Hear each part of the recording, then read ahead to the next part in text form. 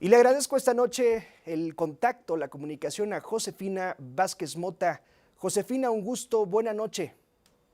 Juan Pablo, muy buenas noches a ti, a quienes nos acompañan y pues evidentemente agradecer este espacio, particularmente para visibilizar, como lo estás haciendo en este espacio Sí. tan importante, pues la realidad que están enfrentando miles de niñas, niños y adolescentes en nuestro país. Si no estuviera el tema de los bancos, si no estuviera el tema de la ganadería, de los aranceles, de la corte, este tema fuera eh, primera plana en los diarios, Josefina.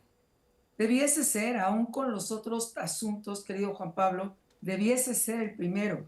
Cada 11 horas en nuestro país se está asesinando a una niña, un niño, un adolescente entre 0 y 17 años de edad.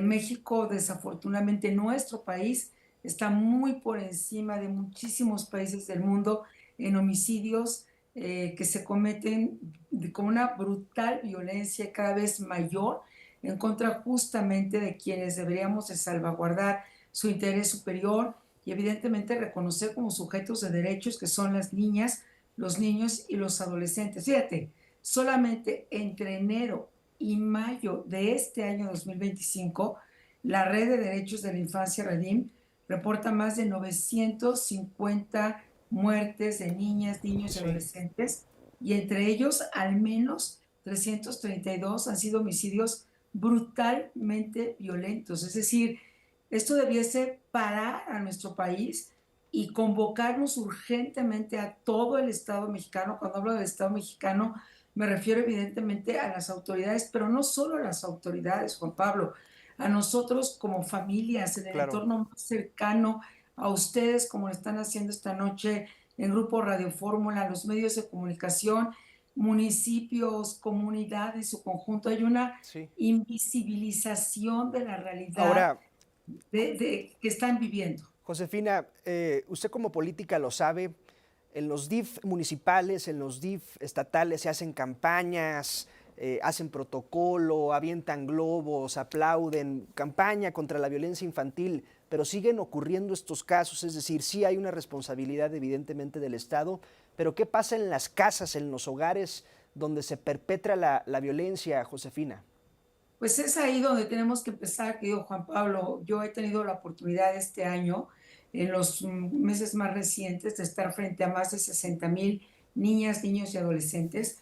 Y quiero aprovechar la presencia seguramente de muchísimos adultos, padres, madres de familia, para decirles que en general están viviendo infiernos a través de las redes sociales, porque le están poniendo ese chupón digital antes del año de edad y eso cambia totalmente su vida, su cerebro, se vuelven adictos y los estamos mandando a este mundo sin prevención, sin una educación digital, sin decirles que no deben de hablar con extraños. En muchos países el acceso a las redes está prohibido, prohibido como en Australia, hasta los 16 años de edad.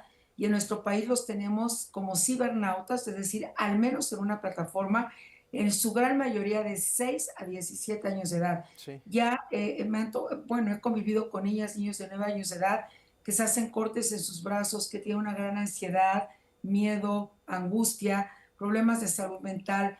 Tenemos una epidemia de consumo de pornografía en el país. Somos el cuarto país del mundo que consulta páginas de pornografía por niñas, niños jóvenes y a los 12 años, pues ya casi todas y todos han estado en el mundo de la pornografía. Empiezan a los 7, 8 años de edad, de acuerdo a Save the Children, y si a esto le sumas la adicción a los videojuegos, y si a esto le sumas que suben las fotos y los videos de sus cuerpos desnudos a las redes y cuando se ven ahí no quieren seguir Sí. viviendo, el ciberbullying, el ciberacoso, el reclutamiento forzado por el crimen, Sí. a través mucho de ellos también de las redes sociales, pues nos damos cuenta que de verdad las violencias que hoy están enfrentando son por muchos superiores y más brutales que nunca antes en la historia.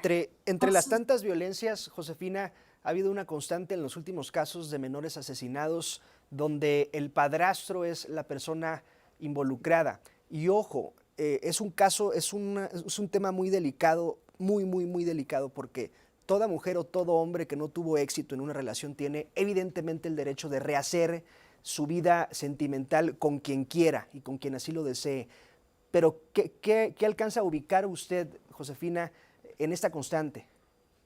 Fíjate que lo que señalas es muy importante y es tiempo de romper el silencio y de decir las cosas tal cual son. En esta convivencia con más de 60,000 niñas, niños, adolescentes recientemente, muchos de los casos, sobre todo a nivel ya de secundaria, cuando empiezan a hablar un poco más, son realmente infiernos de violencia por los padrastros. No estoy tratando de, digamos, satanizar esta figura, ni mucho menos. Seguramente habrá quienes lo hacen muy bien. Claro. Quiero contar aquí uno de los casos que más recientemente, bueno, a mí me quitan verdaderamente el sueño, y es de una niña de 14 años de edad que se acercó al finalizar una plática para decirme, es que yo tengo cortes en mi espalda. Yo había oído cortes en mis brazos, cortes en las piernas, pero nunca esto. Y cuando le pregunté, ¿quién te hace esos cortes?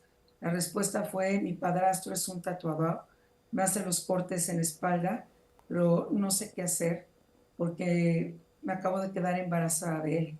Me viola Uf, uf. muy frecuentemente y acercándome a la directora de este centro escolar me decía, el problema más grave que tenemos aquí en esta zona escolar es justamente la violencia intrafamiliar ejercida por las parejas de las mamás. Entonces sí es un llamado urgente a nosotras, a ellos, a toda esta, como lo somos, como una comunidad, y de verdad ver en las niñas y a los niños, adolescentes, como sujetos de derechos, o sea, el derecho a una vida sin violencia, el Sí, derecho a que vivan sin miedo, pero es en lo más cercano, el 80% de los casos de violencia sexual se dan justamente en el seno de estos infiernos que no podemos llamar hogares, sí, sí, y los sí. hacen quienes más debiesen cuidar y proteger, el abuelo, el hermano, el tío, el padrastro, y esto pues realmente destruye sus vidas, son Claro. sobrevivientes.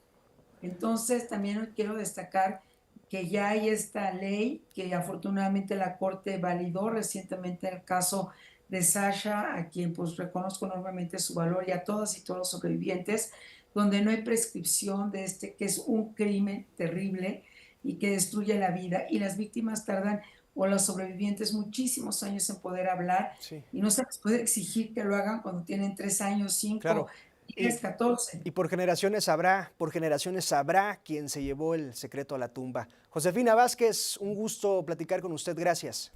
A trabajar urgentemente. Muchas gracias, Juan Pablo. Buenas noches. Gracias, buena noche. Es Josefina Vázquez Mota.